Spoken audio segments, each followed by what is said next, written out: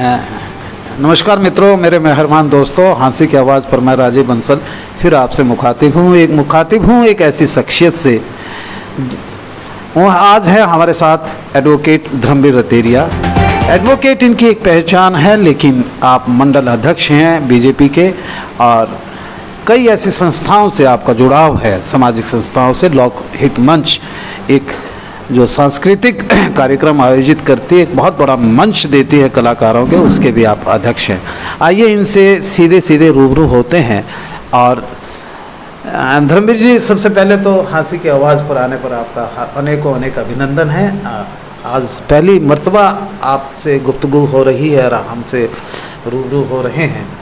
मैं मेरे एडिटर अजय सैनी की तरफ से भी आपको अभिनंदन करता हूं और रिपोर्टर रवि सैनी की तरफ से भी आपका स्वागत करता हूं। बहुत बहुत धन्यवाद राजीव जी। और मैं हाँसी की आवाज़ के सभी दर्शकों को सादर प्रणाम करता हूं। और मेरे लिए बड़ा सौभाग्य का विषय है कि मुझे आप आज अपने चैनल पर शिक्षित कार्यक्रम के तहत बुलाने का और अपने विचार रखने का मौका दिए, इसलिए आपका और एडिटर महोदय अजय सैनी जी का बहुत बहुत धन्यवाद, बहुत बहुत आभार। Sir, it's up to you कि आपने हमें इस लायक समझा। सीधे सीधे बात पे आते हैं। आप मंडल अध्यक्ष हैं बीजेपी के जी। हाँसी हमेशा विकास को तरसती रहती है, ये आपकी नज़र नहीं है। आप वर्षों से, आपके पिताश्री भी यानी कि बड़े सामाजिक हैं, मेरे बड़े भाई हैं राधेश्याम रतेरिया जी, उनका भी यहाँ पूरा सामाजिक संस्थाओं में योगदान रहता है और आपका भी रहता है। आप मंडल अध्यक्ष हैं। हाँसी को विकास की कितनी दरकार है और कितना हो रहा है विकास? जो विकास हो रहा है लोगों को नज़र भी आ रहा है क्या नहीं? देखिए, विकास तो सबसे पहली प्राथमिकता है और भारतीय जनता पार्टी की तो प्राथमिकता है कि सबका साथ और सबका विकास। हमारे प्रधानमंत्री नरेंद्र मोदी जी का यही नारा है कि हम लोग सबको साथ लेके सबका विकास करें। और उसी पैटर्न पर चलते हुए हरियाणा के मुख्यमंत्री श्री मनोहर लाल जी का भी यही मत है कि हम लोग पूरा हरियाणा का सभी का समान रूप से हम लोग विकास करें। और हाँसी भी विकास की गति धीरे धीरे पकड़ रहा है।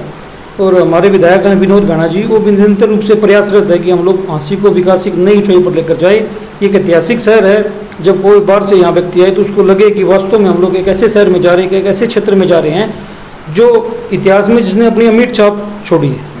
पिछली योजना में रेणुका बिश्नोई जी थी, अपोजिशन की एमएलए थी, आदरणीय रेणुका बिश्नोई जी। जब तो हम खोजते थे कि रेणुका बिश्नोई जी कुछ नहीं करती हैं, अब यानी कि वर्तमान में विनोद बिहाना जी भाजपा सरकार के एमएलए हैं, भाजपा पार्टी के एमएलए हैं जो सरकार है, तो इसमें विकास की गति आपको प्रॉपर नज़र आ रही है?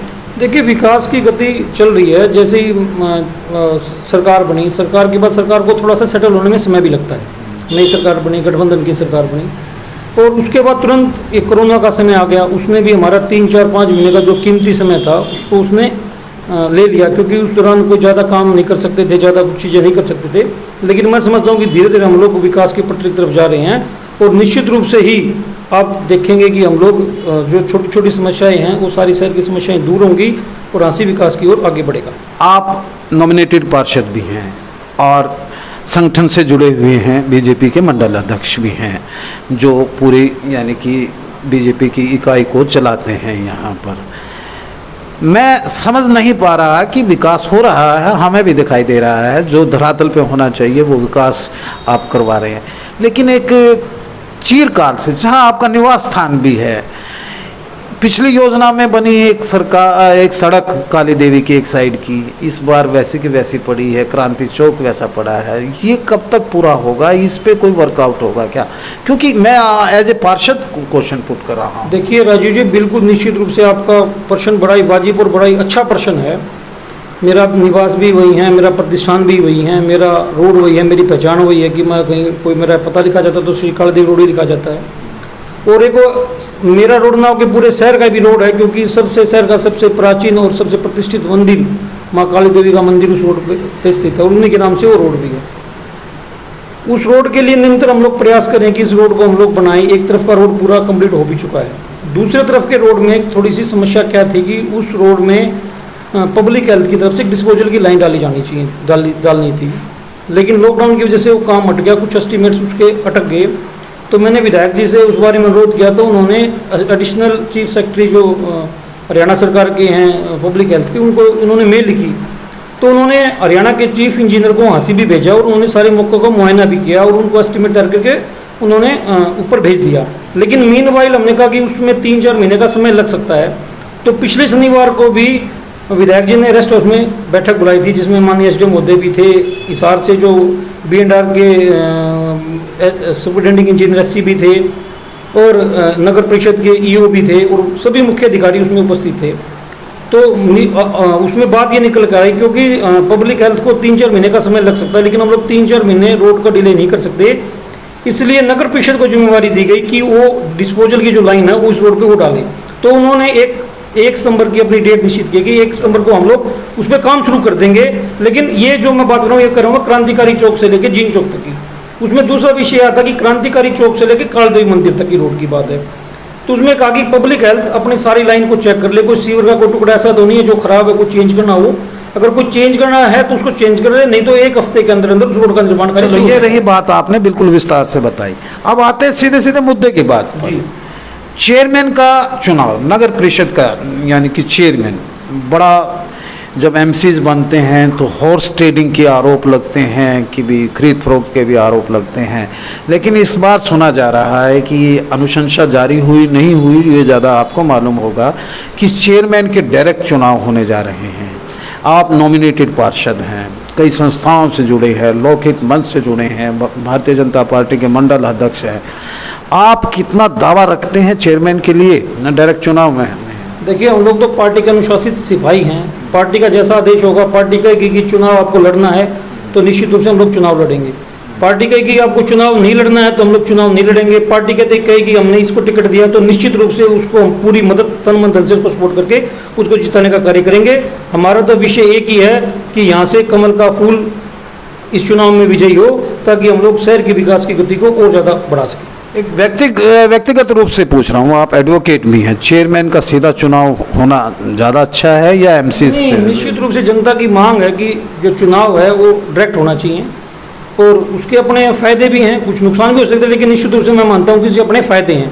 क्योंकि अगर डायरेक्ट चुनाव होता है तो जो ताकत एक चेयरमैन को मिलती है वो निश्चित रूप से एक इनडायरेक्ट चुनाव से ज़्यादा मिलती है और ज़्यादा सक्षमता के साथ वो अपने कार्य कर सकता है, अपने एजेंडों को लागू कर सकता है। इसमें चुनाव हुआ विधायक हल्के का और चुनाव हुआ नगर परिषद का चेयरमैन, डायरेक्ट चुनाव हो, तो क्या इनमें कन्फ्रंटेशन, एक दूसरे की ईगो हर्ट होगी क्या? नहीं, ईगो क्यों हर्ट होगी? अगर दोनों ही भारतीय जनता पार्टी के समर्पित सिपाही हैं, विधायक दो पद चुने हुए होते हैं। नहीं, उसमें देखिए विधायक का पद अलग, दोनों अपनी पावर एक्सरसाइज करेंगे। नहीं, विधायक का पद अलग पद है। विधायक पूरे हल्के के विधायक हैं। जो नगर परिषद का चेयरमैन बनेगा वो हांसी नगर का बनेगा, हांसी शहर का बनेगा। हांसी हल्के में तो अनेकों गांव भी हैं, हांसी शहर भी शामिल है। विधायक जी का कार्य बड़ा है, नगर परिषद के चेयरमैन का कार्य नगर के विकास का कार्य है और उन जो भी चेयरमैन बनेगा वो विधायक जी के सहयोग से, विधायक जी के मार्गदर्शन में कार्य कर हांसी के विकास को नई गति देने का कार्य करेगा। आप संगठन से जुड़े हैं, मंडल प्रधान है, आप तो यानी कि मंडल अध्यक्ष बन गए। कब होगी आपकी कार्यकारिणी का गठन? कभी ऐसा आदेश हुआ है कि अकेला मंडल प्रधान ही चलाता रहे सब कुछ? नहीं, ऐसा है राजीव जी, क्या था कि जैसे मंडलों की घोषणा हुई उसके तुरंत बाद कोरोना का समय आ गया और अब संगठन ने अपनी विस्तार गति पकड़ी है और हमारे नए प्रदेश अध्यक्ष जी का भी नियुक्ति हुई है। माननीय ओम प्रकाश धनखड़ जी, जो बड़े सुलझे हुए नेता हैं, संगठन के नीचे तक को जाने वाले व्यक्ति हैं, ऐसे व्यक्ति को संगठन ने प्रदेश अध्यक्ष चुना है। और कल वो 10 बजे हिसार में वो मंडल अध्यक्षों की बैठक है, उसमें हो सकता है वो आदेश ऐसा दें, जैसा भी आदेश पार्टी संगठन का होगा, जिस तरह का भी आदेश पार्टी संगठन का होगा, उसके हिसाब से उसी के अनुरूप कार्य होंगे। एक छोटा सा मैं आपसे प्रश्न जरूर पूछूंगा जो मेरे जहन में है। आप किस विषय पे बैठक बुलाते हैं और विषय भटक जाते हैं उस बैठक की, जो इंटरनल बैठक होती है? देखिए बात है राजीव जी, मैं उस विषय में कोई चर्चा आपसे नहीं करना चाहूँगा क्योंकि वो पार्टी का आंतरिक मामला है, आंतरिक विषय है। उस पर मैं पब्लिकली मीडिया के सामने मैं कोई बयान नहीं दूंगा। जो पब्लिकली वायरल हो जाता नहीं, वो जो किसने क्या हुआ मुझे नहीं पता, लेकिन मैं इस विषय में कोई विचार आपके सामने नहीं रख सकता क्योंकि पार्टी संगठन का आंतरिक मामला है और हम लोग अपने ढंग से उस बात को रखें। क्योंकि अकाउंटेबिलिटी आपकी आती है इसलिए आपसे पूछा नहीं, निश्चित रूप से अकाउंटेबिलिटी मेरी है और नहीं जवाबदेही मेरी है, मैं जवाबदेही से कभी नहीं बचता और नहीं बचना चाहिए, ठीक है ना। लेकिन ये विषय हमारा संगठन का आंतरिक मसला है और उसमें हम लोग संगठन में आंतरिक रूप से बात करेंगे। जन्माष्टमी आ रही है, 15 अगस्त आ रहा है, शहीदों को और भगवान श्री कृष्ण का जन्मोत्सव भी है, एक शुभकामनाएं। जन्माष्टमी का तो बड़ा पावन त्यौहार है और मैं समझता हूँ कि अब की बार तो दीपावली जन्माष्टमी भी इकट्ठी आ गई क्योंकि 5 अगस्त को एक ऐसा विषय जिससे पिछले 500 साढ़े 500 वर्षों से हिंदू समाज ना कह के पूरा भारतीय समाज जो भारतीय संस्कृति को जानता है, उसके पूरे विश्व में कहीं भी है, उसकी आकांक्षा थी कि उसके मर्यादा पुरुषोत्तम भारत के राष्ट्र पुरुष भगवान श्री राम जी का अयोध्या में मंदिर का निर्माण हो। और माननीय मोदी जी के कर कमलों के द्वारा उस ऐसे भव्य मंदिर के शिलान्यास कार्यक्रम हुआ है। और अब जन्माष्टमी का पर्व है, तो राम और कृष्ण दोनों का पर्व हुआ ये। और लॉकडाउन है, वैसे तो ये पर्व बड़ा उत्साह के साथ सभी मंदिरों में बनाया जाता था, लेकिन चूँकि लॉकडाउन है, कोरोना का समय है, इसलिए सब लोग अपने अपने घरों में रहकर भगवान श्री कृष्ण जी का जन्माष्टमी का पर्व बनाएं, क्योंकि ये पर्व हमें एक नई उत्साह, नई समृद्धि, नई ऊर्जा दे के जाता है और हमें सिखाता है कि हमें जो हमारे महापुरुष हैं, जो हमारे देवता हैं, जो हमारे भगवान हैं, उनके जीवन का आचरण करके हम लोग जीवन में सब कुछ प्राप्त कर सकते हैं। 15 अगस्त भी आई हुई है। 15 अगस्त का दिन भी हमारे लिए कोई त्यौहार से कम दिन नहीं है, क्योंकि 15 अगस्त को 1947 को भारत आज़ाद हुआ था। और ये ऐसा पर्व है, ऐसा त्यौहार है जिसमें हम अपने शहीदों को याद करते हैं, हमारे महापुरुषों को याद करते हैं, जिन्होंने अपने जीवन का बलिदान देकर इस भारत को आज़ाद कराने का कार्य किया। धन्यवाद साहब, आप हमारे चैनल पे आए, बहुत बहुत शुक्रिया। ये थे धर्मवीर रतेरिया जी, मंडल प्रधान है बीजेपी के, मंडल अध्यक्ष हैं हांसी इकाई के, एडवोकेट धर्मवीर रतेरिया। इन्होंने अपनी बड़ी अच्छी ढंग से प्रेषित की हैं शुभकामनाएं और हांसी के विकास के बारे में भी प्रेषित की हैं। तो जुड़े रहिएगा हांसी की आवाज़ से। अब मैं मेरे रिपोर्टर रवि सैनी, एडिटर अजय सैनी के साथ फिर मिलता हूँ एक ऐसी शख्सियत के साथ। बटन दबाइएगा, देखिए प्रोग्राम।